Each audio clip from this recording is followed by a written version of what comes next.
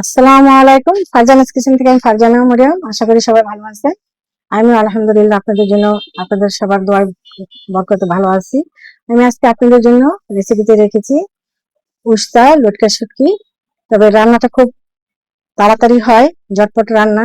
আপনারা এভাবে রান্না করে কে খেয়েছেন কিনা জানি না, তবে আমি অনেক খেয়েছি। আমার মায়ের হাতের রান্না। এভাবে আমার মতো করে আপনারা রান্না করবেন এবং পুরো ভিডিওটা স্কিপ করবেন না, দেখবেন আমি কিভাবে রান্না করেছি। তাহলেই আপনারা রান্না করতে পারবেন। আর একবার রান্না করে গরম ভাতের সাথে খেয়ে দেখবেন, খেতে খুব স্বাদ, খুব ভালো লাগে। আর দর্শক, আমি আমার মূল রান্নায় চলে আসলাম। এখন আমি কিভাবে রান্নাটা করবো আপনারা দেখেন। দিলাম, এখন আমি দিয়ে দেবো তেল।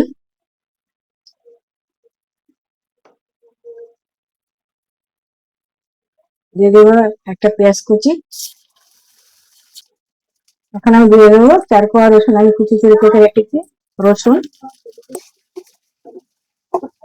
আপনারা দয়া করে সবাই পুরা রেসিপিটা দেখবেন, আমার সম্পূর্ণ রান্নাটা দেখবেন, তাহলেই বুঝতে পারবেন আমি কিভাবে রান্না করতেছি।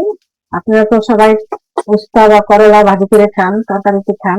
আমি আজকে তরকারি রান্না করবো, অবশ্য মাছ বা ভাজি করবো না, আমি শুক্তো দিয়ে পাকাবো। আমার মতো করে আপনারাও রান্না করে খাবেন। এখন আমি দিয়ে দিচ্ছি একটা কাঁচামরিচ, আর দিয়ে দিয়েছি দুইটা শুটকি আমি সিদ্ধ করে দিয়ে রেখেছি, দিয়ে দিলাম।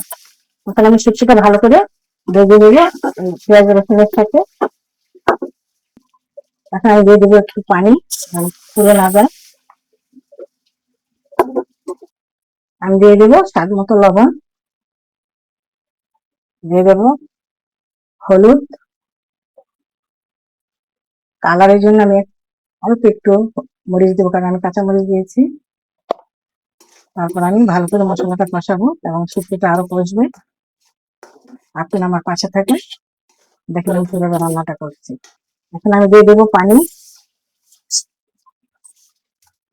করলাটা দিয়ে আমি আর পানি দিব না, এই পানির মধ্যে আমি করলাটা রান্না করব। আমি দিয়ে দিচ্ছি উস্তা, আমি কেটে দিয়ে রেখেছি, দিয়ে দিলাম। এখানে 4টা উস্তা আছে। আমি আর পানি দিব না, এই পানিতে আমি রান্না করবো।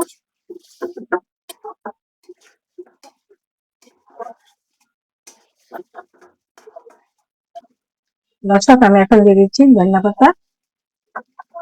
আমার রান্নাটা প্রায় শেষ। দেখেন আমার করলাগুলি সিদ্ধ হয়ে গেছে। করলা বা উস্তা যেটাই দিয়ে বলেন।